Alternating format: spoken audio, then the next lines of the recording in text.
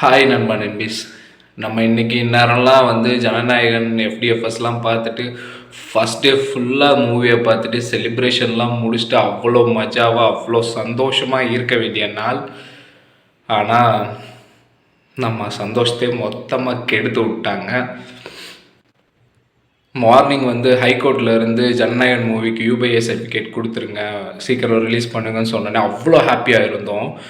அந்த சந்தோஷம் கொஞ்ச நேரம் கூட நிலைக்கல. அதுக்குள்ளே இந்த சிபிஎஃப்சியில் இருந்து திருப்பி மேல்முறையீடு போகிறது, அடுத்து ஃபர்தராக எவ்வளோ டிலே பண்ண முடியுன்ற அந்த ப்ராசஸை நோக்கி போனாங்க. நான் என்ன சொல்கிறேன்னா, கொடுத்த காசுக்கு மேலே கூவுறான்டாங்க கொய்யாலன்ற மாதிரி அந்த அளவுக்கு பண்ணுறானுங்க. ரொம்ப ஒஸ்ட்டு பண்ணுறானுங்க.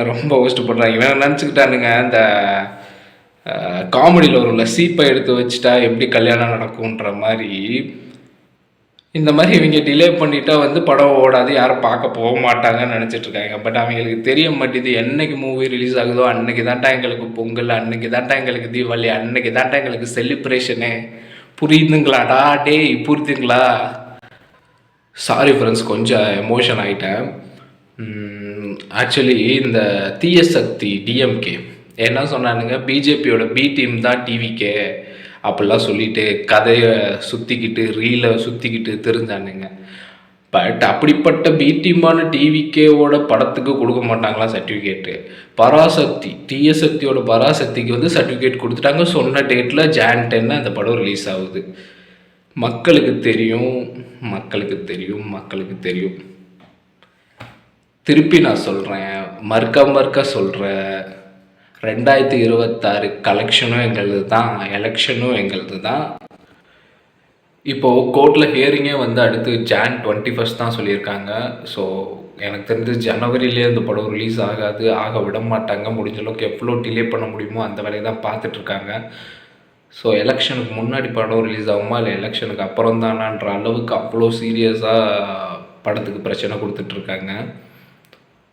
நான் ஒன்று சொல்கிறேன், என்னென்னா நம்ம எல்லோரும் சேர்ந்து இந்த பராசக்தி படத்தை வந்து பாய்காட் பண்ணணும், அந்த படத்தை தேட்டரில் போய் பார்க்குறத அவாய்ட் பண்ணணும். ஏன்னா அப்போ தான் அந்த தீய சக்திக்கு தெரியும், அவங்க நமக்கு பிரச்சனை கொடுத்தா அது அவங்களுக்கு பிரச்சனையாக வந்து முடியுன்றது அவங்களுக்கு தெரியும். மற்றபடி இவர் சிவகார்த்தியன் அவர் மேலே நமக்கு தனிப்பட்ட முறையில் எந்த ஒரு பிரச்சனையும் கிடையாது. ஸோ அதனால் முடிஞ்ச அளவுக்கு தீய சக்தியோட பராசக்தியை தேட்டரில் போய் பார்க்குறத அவாய்ட் பண்ணுவோம். அவங்களுக்கு சரியான பாடத்தை கற்றுக் கொடுப்போம். ஆக்சுவலி நம்ம தளபதி மூவிக்கு பிரச்சனை வர்றது இது ஒன்றும் ஃபர்ஸ்ட் டைம் இல்லை. நம்ம பல வருஷமாக பழகிட்டோம். பட் இப்போது அவர் பாலிடிக்ஸில் ரொம்ப டீப்பாக போயிட்டனால இந்த தடவை பிரச்சனை ரொம்ப டீப்பாக கொடுக்குறாங்க. எந்த அளவுக்குன்னா, அந்த ஒரு தனி மனிதனை அவரை முடக்கிற அளவுக்கு அந்த அளவுக்கு ரொம்ப டீப்பாக இறங்கி பிரச்சனை கொடுக்குறாங்க. Being Thalapathy is not easy, being Thalapathy fan is not easy. But என்றைக்குமே எங்கள் தளபதி நாங்கள் விட்டு கொடுக்க போகிறதே கிடையாது. We will always stand with you Thalapathy Vijay anna. மறுபடியும் சொல்கிறேன், எப்போ எங்களுக்கு படம் ரிலீஸ் ஆகுதோ அப்போ தான் எங்களுக்கு பொங்கல், அப்போ தான் எங்களுக்கு தீபாவளி, அப்போ தான் எங்களுக்கு செலிப்ரேஷனே. Stay strong Vijay anna, stay strong Jananayagan team, stay strong Nanban என்பிஸ். நாங்கள் எப்போவும் உங்கள் கூட தானே இருப்போம். We are always with you Vijay anna. 2026 கலெக்ஷனும் நம்மது தான், 2026 எலெக்ஷனும் நம்மது தான். நம்ம அண்ணன் ஸ்டைலில் சொல்லணும்னா கான்ஃபிடெண்ட்டாக இருங்க, நல்லதே நடக்கும், வெற்றி நிச்சயம். பாய் நண்பன் என்பிஸ்.